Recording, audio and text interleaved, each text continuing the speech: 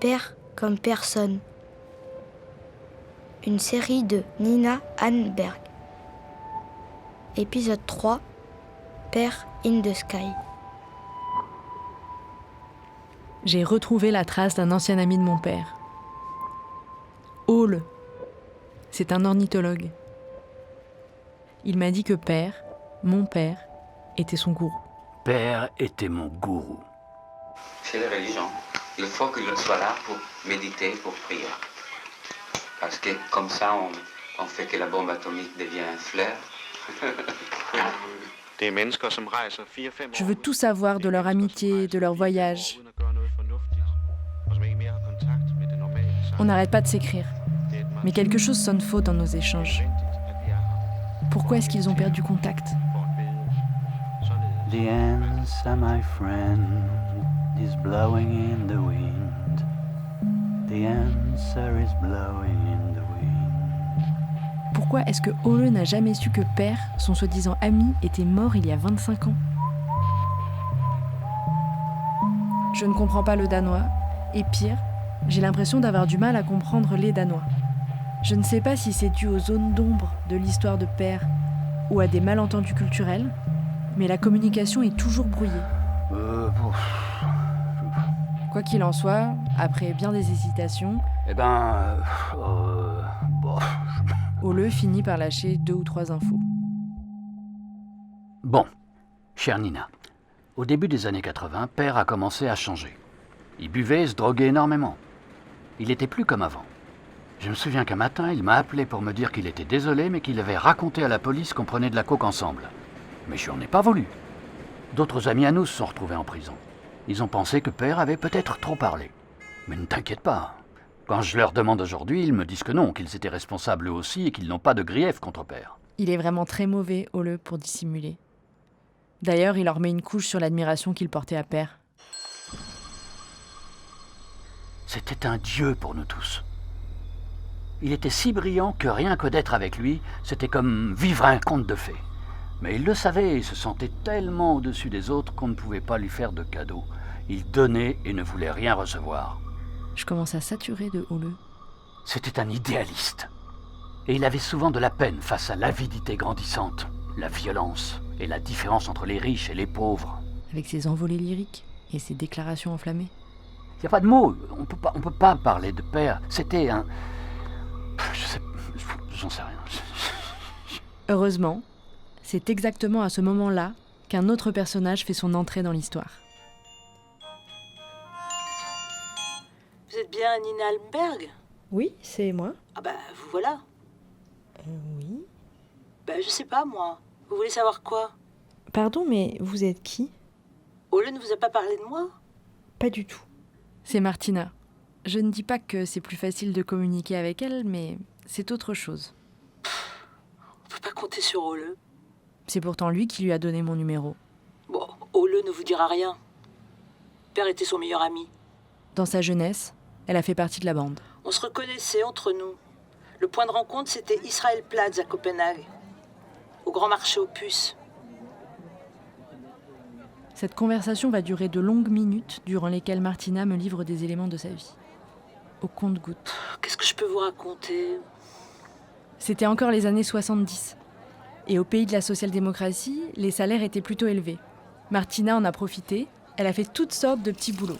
Femme de chambre, serveuse, ouvrière agricole. Son plan, c'était de travailler quelques mois et de partir en van sur les routes du monde. Direction le Maroc, l'Afghanistan ou le Népal. Elle voyageait avec Rasmus, son copain de l'époque, qui lui-même était un grand complice de Père. En réalité, j'ai toujours fini par rentrer à la maison. Ici, à Copenhague. Ah oui ? Oui. Voilà. Bon. C'est tout, hein ? Qu'est-ce que vous voulez que je vous raconte ? Non mais c'est bien. Merci de m'avoir appelé, c'est gentil. À un moment, j'ai cru qu'on n'allait pas y arriver. Si, quand même. Oui ? Je l'aimais beaucoup, moi, Père. J'ai souvent demandé de ses nouvelles après. Après quoi ?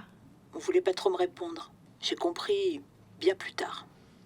Mais à ce moment-là, la conversation prend une toute autre tournure.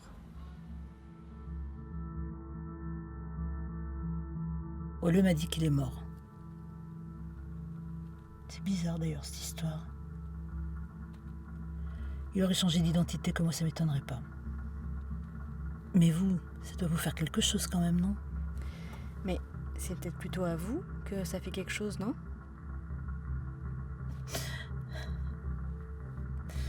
C'est juste que toutes ces choses-là, ça fait 35 ans que j'y pensais plus. C'est vieux. Je saurais même plus à quoi il ressemble, père.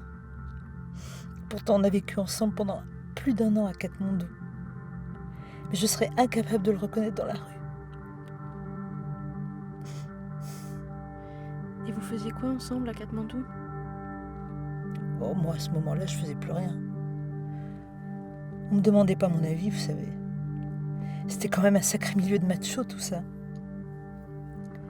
C'était père et mon copain de l'époque, Rasmus, qui étaient dans le coup. Mais de quel coup vous parlez?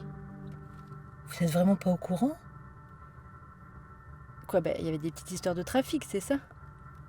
Des petites histoires de trafic? On parle de plusieurs tonnes de hashish. Plusieurs tonnes?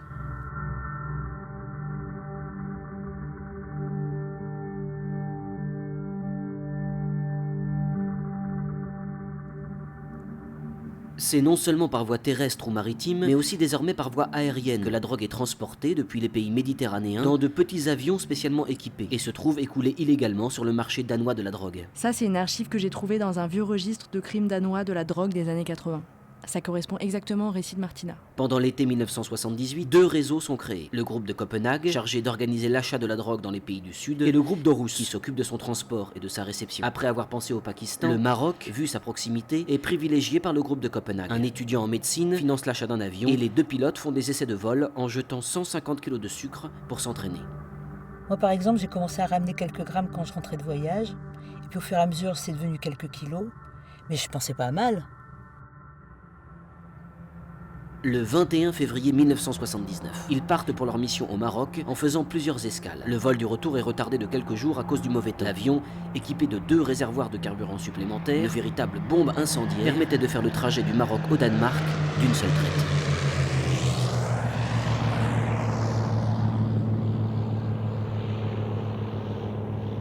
Après avoir survolé illégalement de nombreux territoires aériens, les 2 pilotes arrivent à bon port après 10 heures de vol. Ils se délestent de leur cargaison, jettent dans un lac tout leur matériel radio également illégal et rentrent chez eux, croyant l'opération réussie. Mais un témoin voit tomber les 6 paquets du petit avion volant à basse altitude dans un champ couvert de neige. 5 d'entre eux ne sont pas retrouvés. Ils ont probablement été vendus et consommés. Le 6e, malencontreusement caché par des arbres, est saisi par la police, qui a été alertée par le témoin. L'avion est facilement repéré dans un petit aéroport près d'Aarhus. Pour Rasmus, pour père, le hash, c'était une vraie utopie. La libération de la conscience. Free hash. Bon, quand ils se sont mis à acheter des avions privés pour faire leur trafic, c'est devenu une autre histoire. Ils se sont transformés en nababs. On vivait dans une grande maison avec des employés. Père avait une sorte de harem. Mais il n'a pas trafiqué autre chose que du hashish. Le hash, pour nous, c'était pas une drogue. C'était un mode de vie. Et Ole, il était avec vous? Non. Il venait de se faire embaucher à l'université. C'était la fin des années 70 et notre groupe se divisait en 2 camps. Ceux qui avaient fini par trouver une place dans la société et ceux, comme père et moi, qui allaient rester des marginaux. C'était la fin du rêve pour tout le monde. 10 personnes sont incarcérées pendant plusieurs mois. L'enquête ne permet pas d'élucider tous les détails de la vente et de l'écoulement de la drogue sur le marché danois. Les trafiquants sont jugés et les personnes principales impliquées écopent de 3 à 5 ans de prison. Les 240 kilos de hashish représentent 13 millions de couronnes danoises. Ça fait la une des journaux au Danemark. Et ça a signé le début de la cavale de père Rasmus et moi. On s'est cachés ensemble à Katmandou pendant 1 an, dans la même maison. Ensuite, j'ai pu rentrer au Danemark. En 82, père s'est fait arrêter au Népal. C'est là qu'il a dénoncé ses amis pour réduire sa peine de prison.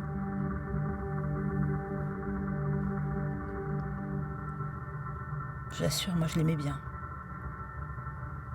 C'était vraiment une personne adorable.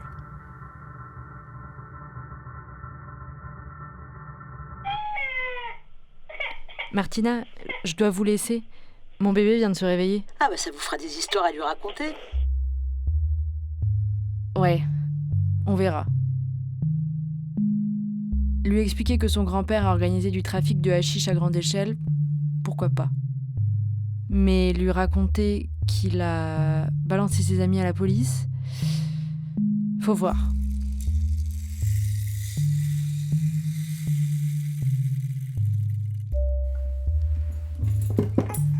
Ah oui, tu veux encore que je te lise le même livre? Mais tu veux tout le temps que je te lise ce livre-là? Père a suivi le cours des choses, et sa débâcle ressemble à celle des utopies des années 70. Pendant qu'il était en cavale, le nouvel ordre mondial commençait à s'échafauder et allait le prendre au piège. TF1 20h, Jean-Claude Bourré. Nous vivons encore dans le monde né en 79. En Iran, la guerre des ayatollahs continue, manifestation monstre à Téhéran et incident en province. Montée de l'islamisme, apogée du libéralisme, Prime Ministerial rover bearing now Mrs. Thatcher déclin de la gauche, as Prime Minister. un monde de repli, de peur, de catastrophes écologiques A huge crowd et de lutte sociale défaite. and a huge cheer. Un monde qui naît sur les débris de tous les espoirs révolutionnaires et contestataires. Réunion du Conseil de sécurité à l'ONU sur l'Afghanistan. Les soviétiques s'attendent à une condamnation unanime des Occidentaux. Un monde où il n'y a plus de place pour les rebelles. Pétrole, nouvelle hausse du brut, refus du rationnement par le Congrès américain, l'impuissance des Occidentaux à résoudre la crise par François de Closet. Un monde qui va balayer Père. À suivre.